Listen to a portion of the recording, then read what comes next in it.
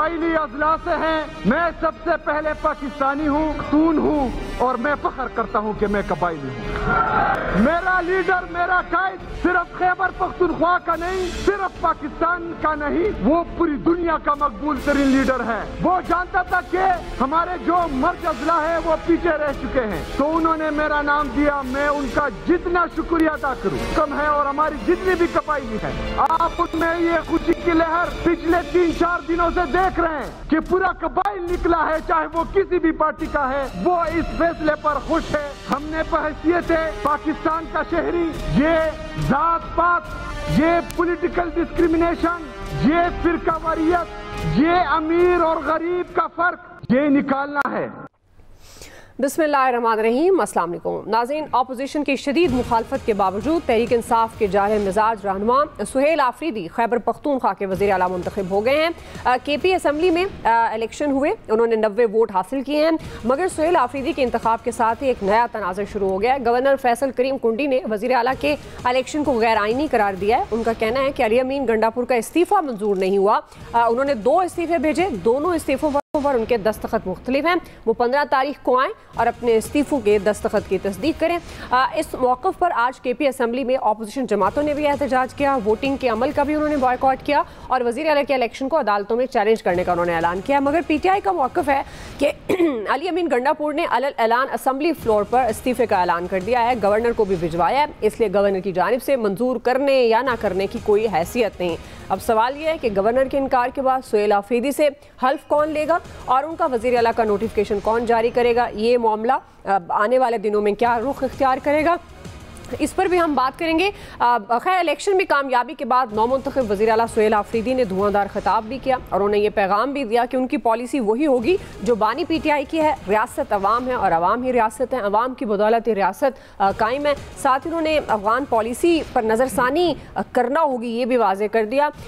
जहाँ दहशत गर्दी है वहाँ के अवाम उनके नुमाइंदों को एतमाद में लेना होगा, ये भी कहा। और उसके बाद उनका कहना था कि ये मसला तभी ख़त्म होगा। उन्होंने बानी PTI की रिहाई के लिए आज से तहरीक शुरू करने का ऐलान किया और खबरदार किया है कि बानी PTI की फैमिली को जमात की मुशावरत के बगैर अगर इधर उधर किया गया तो पूरा मुल्क देंगे। इसी से मुतालिक आज का पहला और बड़ा सवाल होगा। पैनल में शामिल हैं अयाज खान साहब, आमिर इलियास राना साहब, फैसल हुसैन साहब, नवीद हुसैन साहब और आज पैनल का हिस्सा है शाहिद हमीद साहब भी। आप सबका शुक्रिया। शाहिद हमीद साहब, आपसे आगाज़ कर रही हूँ चूँकि अब तो बहुत सारे सवालात गवर्नर मान नहीं रहे, वो समझते हैं कि ये 2 तरह का इस्तीफ़ा आया, दस्तखत का मामला आपके सामने है, तो आपके ख्याल में ये कितना बड़ा अब चैलेंज है? ज़ाहिर है उन्होंने हल्फ भी लेना है और अब जिस तरह की स्पीच हमने देखी नौमुंतखब वज़ीर आला KP सुहेल आफरीदी की, तो कितना सबसे बड़ा उनके लिए चैलेंज क्या होगा? और आप समझते हैं कि सुहेल आफरीदी अली अमीन गंडापुर से कितने और किस तरह मुख्तलिफ हो सकते हैं? जी बहुत शुक्रिया। देखिए, कल रात गवर्नर साहब ने ये सूरत हाल वाज़ेह की कि उन्हें जो 2 इस्तीफ़े मौसूल हुए 8 अक्टूबर और 11 अक्टूबर को, उन दोनों पर जो अली अमीन गंडापुर के दस्तखत हैं वो मुख्तलिफ हैं और इसीलिए उन्होंने 15 तारीख को उन्हें 3 बजे बुलाया था कि वो आएँ और अपने दस्तखत जो उन्होंने सिग्नेचर्स किए हैं दोनों लेटर्स पर उसकी तस्दीक करें। उसके बाद अली अमीन गंडापुर ने भी वाज़ेह किया कि नहीं, ये उन्हीं के दस्तखत हैं। आज जब असम्बली इजलास में भी उन्होंने खिताब के तो यही बात की। ये सूरत हाल जब बनी तो अपोजिशन जमातें उन्होंने भी यही प्ली लिया और उन्होंने यही कहा कि चूँकि गवर्नर साहब ने एतराज़ कर दिया है इसलिए अब ये इलेक्शन नहीं होना चाहिए। आज जो कायदे ऐवान के इंतखाब होने जा रहे हैं ये नहीं होना चाहिए। लेकिन उसके बाद स्पीकर ने एक रूलिंग दी, बड़ी लंबी चौड़ी रूलिंग दी और उस रूलिंग के ज़रिए उन्होंने वाज़ेह किया कि आर्टिकल 130(8) के तहत जो उसमें वाज़ेह किया गया उसके तहत अली अमीन गंडापुर साहब ने इस्तीफ़ा दे दिया है, जिसकी मंजूरी ज़रूरी नहीं है, इस्तीफ़ा चूँकि हो गया लिहाजा हम इलेक्शन की तरफ जाएंगे। प्रोसेस हुआ, सुहेल आफरीदी साहब कायदे ऐवान मुंतखब हो गए। उन्होंने जो स्पीच की वो स्पीच बड़ी वाज़ेह है, उसमें उन्होंने अपने जो चैलेंजेस हैं उन पर भी बात की, अपनी पार्टी की बात की, अपनी पार्टी कायद की बात की और उन्होंने ये बिल्कुल वाज़ेह किया कि अगर उनके कायद या उनकी फैमिली को कहीं मुंतकिल किया गया तो फिर वो जाम कर देंगे इस्लामाबाद या पूरा पाकिस्तान। ये वो सूरत हाल है कि जिसकी तवक्को की जा रही थी अली अमीन गंडापुर से भी, कि वो भी इसी तरह करेंगे, इस्लामाबाद को भी जाम करेंगे और साथ साथ खैबर पख्तूनख्वा को भी। लेकिन शायद इतफाक नहीं हो पाया, जिसकी वजह से अली अमीन गंडापुर अब हमें मंजर में दिखाई नहीं देते और सुहेल अफरीदी साहब उसी ट्रैक पर हैं और वही बात कर रहे हैं। यकीनन ये उनके लिए बहुत बड़ा चैलेंज होगा कि गुज़श्ता साल अली अमीन गंडापुर की क़यादत में जो एहतजाज हुए, अब उन्होंने उससे एक कदम आगे जाना है, जिससे यकीनी तौर पर ये एक हमें सिचुएशन दिखाई दे रही है कि मज़ामती जो सियासत है वो उसका रंग मज़ीद गहरा होगा और मामलात मज़ीद क्रिटिकल होंगे। लेकिन इसमें एक अहम बात यह है कि ये सारा सिलसिला अब चला गया अदालत। आज चूंकि पेशावर हाई कोर्ट में इस पे समाअत हुई और चीफ जस्टिस साहब ने खुद इसकी समाअत की और उन्होंने एक बात उन्होंने कही कि गवर्नर साहब का मौक़िफ़ क्या है। जब आप लोगों ने समरी भिजवाई इलेक्शन के बाद तो उन्होंने कहा कि गवर्नर साहब का मौक़िफ़ तो नहीं है क्योंकि वो आउट ऑफ सिटी हैं, वो कराची में हैं, तो उनका मौक़िफ़ नहीं है। तो उन्होंने कहा नहीं, कल तक हम समाअत डेफर करते हैं, समाअत कल होगी और गवर्नर साहब का मौक़िफ़ आने दें, उसके बाद सूरत हाल वाज़ी होगी। तो अब जाहिर है कि ये कल सिचुएशन वाज़ी होगी कि गवर्नर साहब क्या कहते हैं। यकीन वो अपना जो पुराना मौक़िफ़ है उसी बात को दोहराएंगे कि उन्होंने अली अमीन साहब को बुलाया हुआ था, अभी तस्दीक होना बाकी है, उसके बाद इस्तीफ़े को मंजूर करना या मुस्तरद करना बाकी है, उसके बाद प्रोसेस होना चाहिए। तो अब जाहिर है कि अब कल पेशावर हाई कोर्ट इस बारे में फैसला करेगा। लेकिन आज की जो सिचुएशन है उस सिचुएशन में अब सुहेल अफरीदी कायदे-ए-ईवान तो मुंतखब हो चुके हैं, लेकिन जब तक वो वज़ारत आला का हलफ नहीं उठाते, जाहिर सी बात है कि तब तक वो वज़ीर आला नहीं हैं। और इस मैं यहाँ एक बात करना बहुत जरूरी समझता हूँ कि जो अली अमीन गंडापुर की काबीना थी वो अब तक डिसॉल्व नहीं हुई। हालांकि अली अमीन साहब वज़ीर आला नहीं रहे, लेकिन उनकी कैबिनेट की डिसोल्यूशन का कोई नोटिफिकेशन नहीं हुआ जो कि असूली तौर पर होना चाहिए। इसलिए उस काबीना की जो आईनी या कानूनी सूरत हाल है उसके हवाले से भी सूरत हाल वाज़ेह नहीं है कि वो काबीना कहाँ स्टैंड करती है, क्योंकि जब नए वज़ीर आला होंगे वो तो नई काबीना होंगे। बिल्कुल जी। आमिर साहब अब बहुत सारे आईनी कानूनी नुक्ते भी उठाए जा रहे हैं। अब ज़ाहिर जो स्पीच भी की, अब हल्फ उठाना एक अलग तरह का टास्क है, खासतौर पर जब तक गवर्नर का मौक़िफ़ नहीं आता। मामला पेशावर हाई कोर्ट में भी है। आपके ख्याल में क्या बड़े चैलेंजेस होंगे इनको? देखिए, शाहिद साहब ने बड़ी तफसील से बता दी है। आईनी कानूनी मामला वो अदालतें जाने, वज़ीर आला बन गए हैं और दोनों तरफ से होश के नाखून लिए जाने चाहिए। वफाकी हुकूमत को जाहिर है गवर्नर जो है वो वफाकी हुकूमत के नाम पे एक्ट करते हैं, उनके पास माजी की मिसालें मौजूद हैं। यही काम खुद जो पीटीआई के गवर्नर थे उमर सरफराज चीमा, वो ये काम करते रहे हैं। लिहाजा पाकिस्तान में कोई नया काम नहीं हो रहा। उस वक्त भी लोग समझाते थे, आज भी समझाते हैं। ये हरकतें बुनियादी तौर पे सदर आरिफ अलवी ने भी की जब वो सदर मुमलिकत थे। मैं रिज़ाइन एक्सेप्ट नहीं कर रहा, मैं 14 दिन गुजारूंगा, फिर मैं 7 दिन गुजारूंगा। तो सियासी जमातों में मैं ये बिल्कुल माजी करीब की बात कर रहा हूँ। बहुत लंबी कहानियां करेंगे, सब कुछ हमारे सामने है, कोई चीज़ किसी से छुपी हुई नहीं है। लिहाजा ये कोई पहली दफ़ा काम नहीं हो रहा। अगर लोग ये समझ रहे हैं कि पीटीआई के वज़ीर आला के काम में रुकावट डाली जा रही है, तो ये काम पीटीआई खुद उसने खूबी बाएतमाम इमरान खान की क़यादत में ये काम कर चुकी भी है। बिल्कुल कोई पुरानी बात नहीं है। लिहाजा सियासत में ये चलता है। समझने की बात ये होगी, जो मैंने बात कही होश के नाखून लें, वो है वज़ीर आला का नया किरदार शुरू हो रहा है। नए वज़ीर आला हैं, पुरजोश हैं अपने लीडर के साथ, उन्हें बावफा होना चाहिए, जैसे अली अमीन ने साबित किया और बहुत सारे लोगों के अंदाजे गलत हुए उसमें। लेकिन ये एक विफाक है जिसमें सूबे का अपना किरदार है, मरकज का अपना किरदार है। अगर वो ये समझते हैं कि सिर्फ अवामी ताकत को इस तरह इस्तेमाल करके कि आप रियासत को चैलेंज करेंगे तो वो भी नहीं चलता। रियासत को चैलेंज तो खुद असद कैसर और कासिम सूरी ने भी किया था। कासिम सूरी इस वक्त अमेरिका में पाए जाते हैं, वो पाकिस्तान में टिके भी नहीं, कि आप फिर टिक भी नहीं सकते। तो असल बुनियादी काम यह है कि ठीक है, शोषा करें, आपका बयानिया बिकता है, 12वां साल चल रहा है, लेकिन आपने केपी गवर्नमेंट को दिया क्या? आपके पास वोट हैं, सब कुछ है, लेकिन आप आम आदमी की फलाह के लिए क्या कर रहे हैं? वो इनके पास कोई चीज प्रोग्राम देने को नहीं है। बिल्कुल इमरान खान का ये राइट है, वो वज़ीर आला को बदल दे, उन्होंने बदल दिया। अब वफाकी हुकूमत की तरफ से गवर्नर फैसल करीम कुंडी अगर कुछ रुकावट डालने की कोशिश कर रहे हैं, चलें, ये तय हो जाएगा कि रुकावट डलती है नहीं डलती है। लेकिन इनको भी जेस्चर वफाकी हुकूमत के साथ सूबाई हुकूमत को देना चाहिए कि सिर्फ आप एक शख्स के साथ वफादारी में रियासत को चैलेंज नहीं कर सकते। अफरीदी साहब के लिए सबसे बड़ा चैलेंज ये होगा कि उन्हें अपने लीडर की जो ख्वाहिशात पूरी करनी है, वहाँ उन्हें पाकिस्तान के अवाम, KPK के अवाम उनको भी अपनी पार्टी को इंटैक्ट रखते हुए चलाना है, क्योंकि इसके बगैर बात बनती नहीं है कि अगर वो सिर्फ नारों में चलते हैं, नारे चला लें। वो तो इमरान खान ने केपी की गवर्नमेंट पहले खुद तोड़ी, पंजाब की तोड़ी, विफाक में से कौमी असम्बली से रिजाइन करा लिया, आज आधी पार्टी टूटी हुई है, आधी पार्टी जेल में है। ठीक है, मकबूलियत है अपनी जगह पे, लेकिन उससे करेंगे क्या? उसका नुकसान खुद इमरान खान को भी हो रहा है और उनकी सियासत को भी हो रहा है। ये जो मकबूलियत के नाम पे नारे लगा रहे हैं, इन सबको समझना चाहिए कि बैठ के रास्ता ना इमरान खान निकाल रहे हैं, और अगर अफरीदी साहब भी नहीं निकालेंगे तो चलना इनके लिए भी मुश्किल होगा। सही जी आया साहब। देखिए, तो अब सिर्फ जमहूरियत ही ख़त्म नहीं हुई इस मुल्क में, जमहूरी रवायात और जमहूरियत का जो भरम था थोड़ा बहुत, वो भी ख़त्म हो चुका हुआ है। अब तो चीज़ें वाज़ेह नज़र आ रही थी। वो जब पहली बार इस्तीफ़ा उन्होंने कहा जी मैंने दे दिया, तो गवर्नर साहब कह रहे थे मेरे तक इस्तीफ़ा पहुंचा ही नहीं। वो शायद उन्होंने उस वक्त अंदर से कुंडी लगाई भी थी। फिर जब उन्होंने अनाउंस किया कि जी हम तो नो कॉन्फिडेंस ला रहे हैं चीफ मिनिस्टर के खिलाफ और इंतखाब कर लेंगे, फिर फौरी तौर पे वो पता चला नहीं जी नहीं इस्तीफ़ा बरामद हो गया कि ये पड़ा हुआ इस्तीफ़ा आ गया। उसके बाद अब फिर दस्तखत मुख्तलिफ हो गए। गवर्नर साहब को फौरी, चूँकि बहुत इंपॉर्टेंट था उनका कराची जाना, वो उठे और ये कह के कराची चले गए कि जी वो तो दस्तखत ही मुख्तलिफ है और 15 तारीख को मैंने बुला लिया है। सारी मतलब कोई इतना बेवकूफ़ तो नहीं है इस मुल्क में कि उसे नज़र नहीं आ रहा कि ये सारी एफर्ट किस लिए हो रही है। सिर्फ इसलिए हो रही है कि एक बंदा हमें पसंद नहीं है, वो चूँकि इमरान खान ने नॉमिनेट किया था, वो हम नहीं चाहते कि वो चीफ मिनिस्टर बन जाए। इसमें कोई वो सीक्रेट नहीं है, ये चीज़ें सामने की हैं, हो गया। मेरा ख्याल ये है कि हो गया, कोशिश हो गई, शायद ये जहन में हो कि केपी में भी कोई पंजाब जैसी कोई सूरत हाल बन जाएगी, कोई एमपीए पीछे हट जाएंगे, दूसरी तरफ चले जाएंगे, क्योंकि आज़ाद भी करार दे दिया। सारी एफर्ट्स कर ली, उसके बाद भी अगर उन्होंने इंतखाब कर लिया है तो मेरे ख्याल में इसको तस्लीम कर लेना चाहिए। अब देखें, एक शख्स नापसंद होगा, वो DGISPR ने बड़ी अच्छी बात की थी उस दिन जब सवाल पूछा गया था कि वो शायद कोई रियासत के मुखालिफ बयानियाँ लेके आने वाले हैं सुहेल आफरीदी, तो उन्होंने कहा था नहीं ऐसा नहीं हो सकता। इसको मैंने तो पॉजिटिव लिया था कि ये मुमकिन नहीं है कि एक चीफ मिनिस्टर अगर केपी में भी आ रहा है तो रियासत के खिलाफ को बयानियाँ लेके आएगा।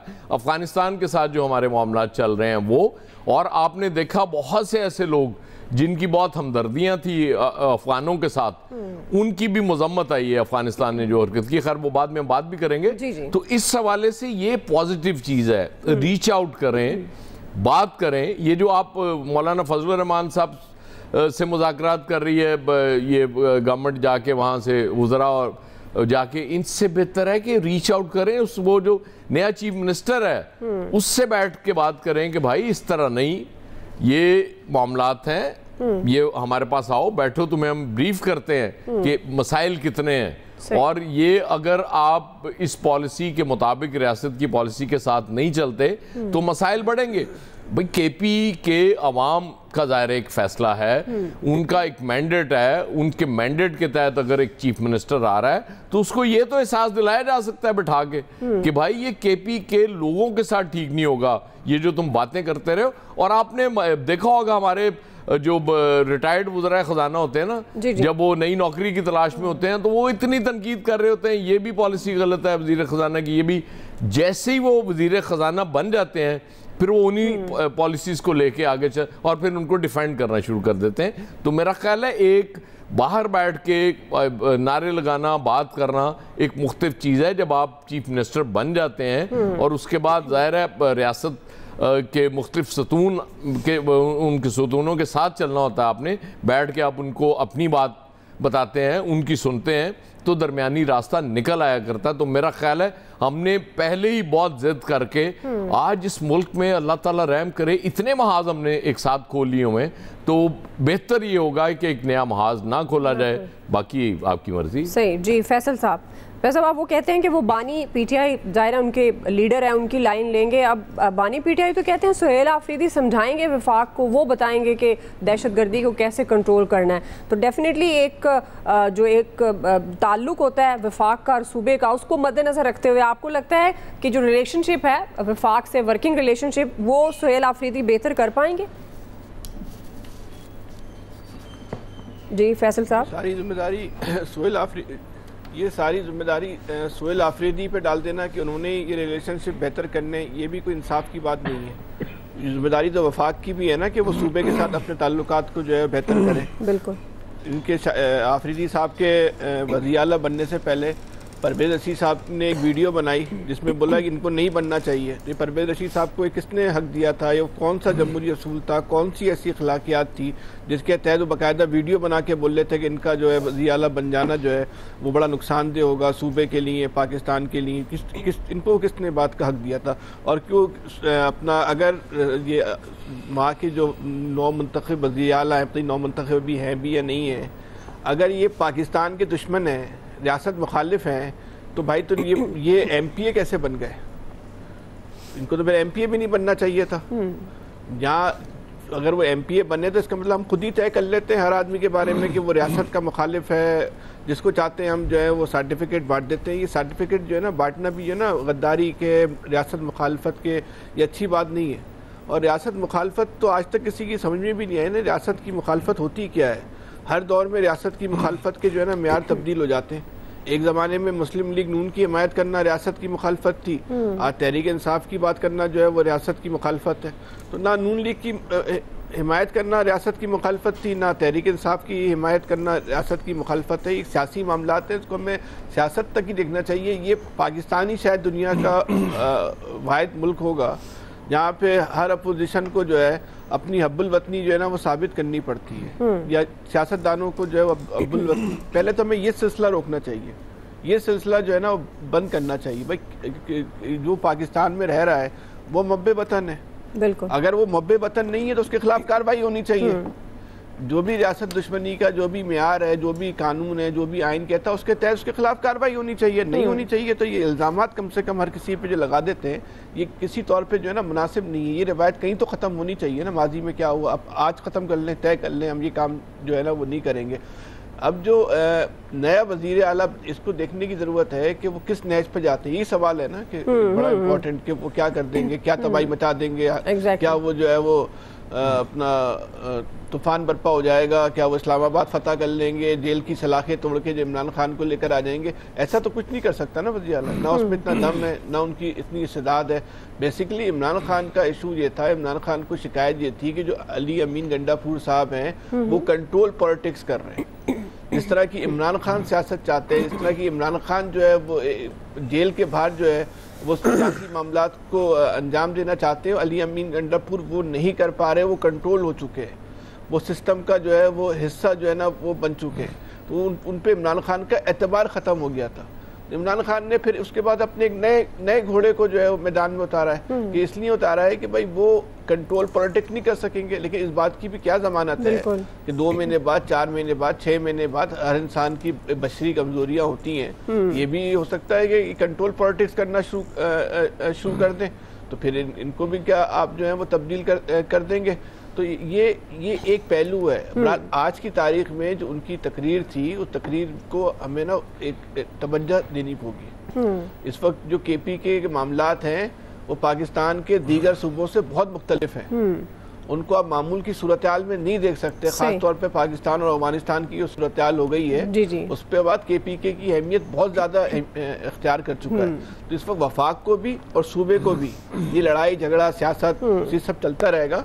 पाकिस्तान जो है वो अवलियत है, पाकिस्तान पे कोई चीज़ को फौकियत नहीं होनी चाहिए। तो इस वक्त सबसे पहले जो है वज़ीर आला के साथ बैठना चाहिए ताकि ये जो कशीदगी है जिसका जो पाकिस्तान अफगानिस्तान की जंग का जो बराह रास्त जो असर पड़ रहा है KPK के ऊपर, उसको किस तरह ख़त्म करना है, उसको किस तरह रोकना है, ताकि उसके असरात को किस तरह महदूद करना है, इस पर सबसे ज़्यादा तवज्जो देने की ज़रूरत है। ये सियासी जंग हम बाद में लड़ लेंगे, इस वक्त ये फौकियत दोनों फरीक़े इनके लिए नहीं होनी चाहिए। सही है जी नवीद साहब, ये बात तो दुरुस्त है कि दोनों की ये जिम्मेदारी बनती है, जो बेहतर एक वर्किंग रिलेशनशिप है उसको दोनों ने कायम रखना है। लेकिन ये जो बयानबाजी, जैसे अता तारड़ साहब ने भी पहले कह दिया, परवेज़ रशीद साहब का भी जिक्र किया, फैसल साहब ने दहशतगर्दों के सहूलत है, ये इस तरह के अल्फाज एक नौ मुंतखब के लिए, किसी सूबे का जो एक हेड है मतलब CM है, उनके लिए अगर ये अल्फाज इस्तेमाल होते हैं तो वो फिर वही बात है कि जिस वक्त हमें मुत्तहिद होने की ज़रूरत है यही अल्फाज यही बयानात फिर हमारे आगे आते हैं। तो आप इसको किस तरह से देखते हैं? क्या मुख्तलिफ साबित होंगे? सुहेल आफरीदी एक बेहतर वर्किंग रिलेशनशिप पे नज़र आएंगे?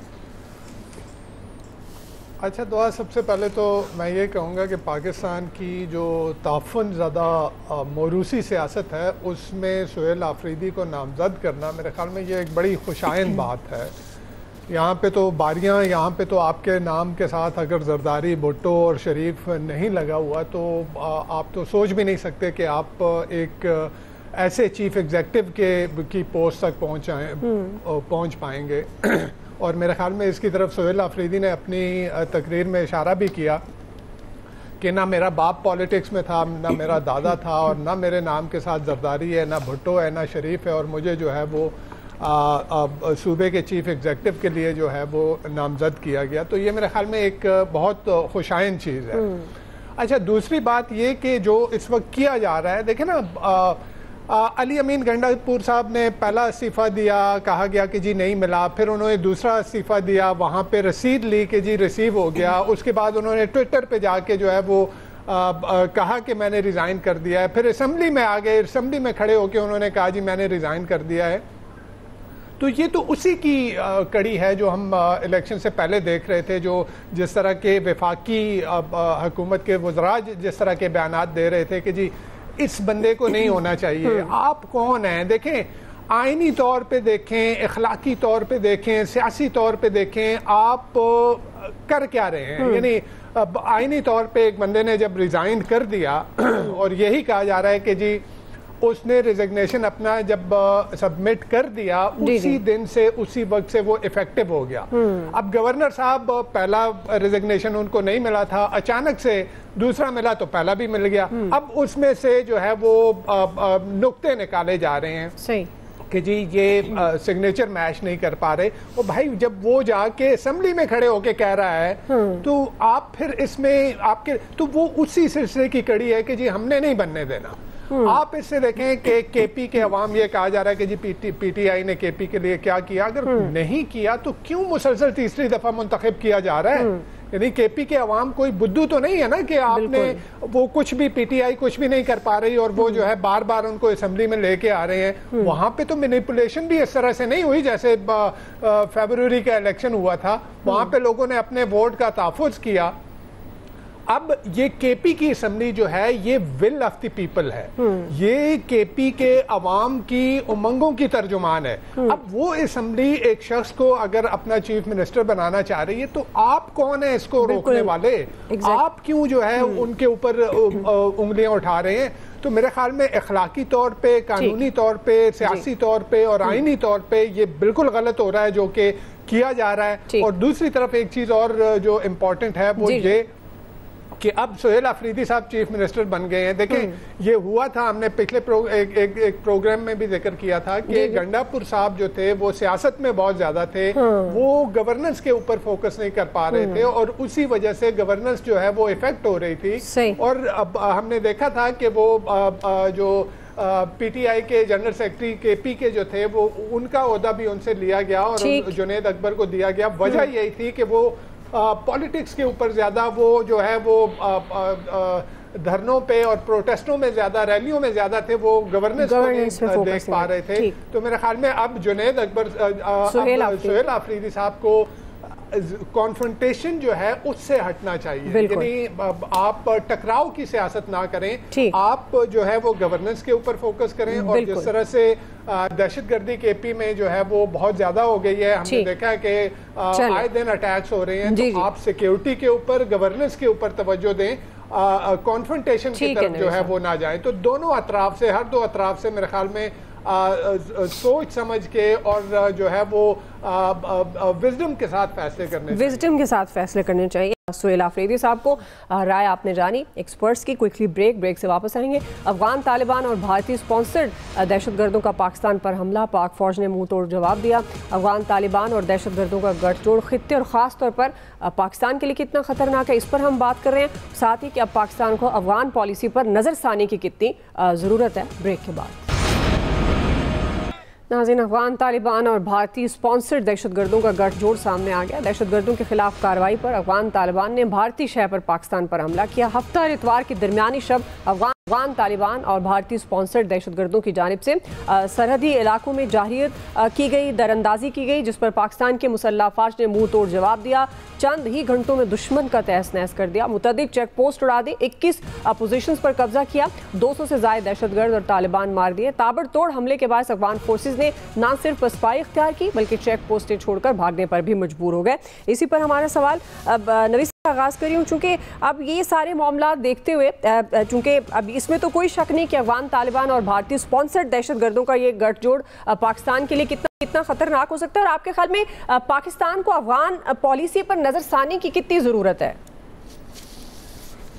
अच्छा दुआ, सबसे पहले तो ये देखा जाए ना कि ये जो भी जारियत अफगानिस्तान की तरफ से की गई उसके पीछे मोटिवेशन क्या थी। तो मोटिवेशन दो थी। एक मोटिवेशन तो ये थी कि जो तालिबान गवर्नमेंट का पॉपुलैरिटी का गिरता हुआ ग्राफ है वो एक रीज़न थी। उसके बाद आप देखें जो पाकिस्तान के ख़िलाफ़ जारियत की जो अफगान डायस्पोरा है अमेरिका में, यूरोप में, वो भी तालिबान के, हालांकि वो तालिबान के ख़िलाफ़ ही हमेशा से रहा, लेकिन उन्होंने भी तालिबान के हक़ में जो है वो शेयर्स किए।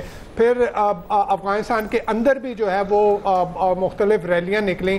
तो एक तो ये था कि जी वो उनकी गिरती हुई पॉपुलैरिटी उसको रिवाइव करना। दूसरा ये था कि ये जारियत ऐसे वक्त की गई जबकि अमीर मुत्तकी अफगान रिजीम के जो फॉरेन मिनिस्टर हैं वो इंडिया में थे। तो इंडिया को एक मैसेज देना कि जी इंडिया अपीजमेंट वाली चीज़ करना कि जी ऐसे वक्त पे आपने नॉर्थ ईस्ट से लेके साउथ तक पूरे बॉर्डर पे जो है वो आपने जारियत की। तो इंडिया को एक मैसेज देना, पाकिस्तान के दुश्मन को एक मैसेज देना।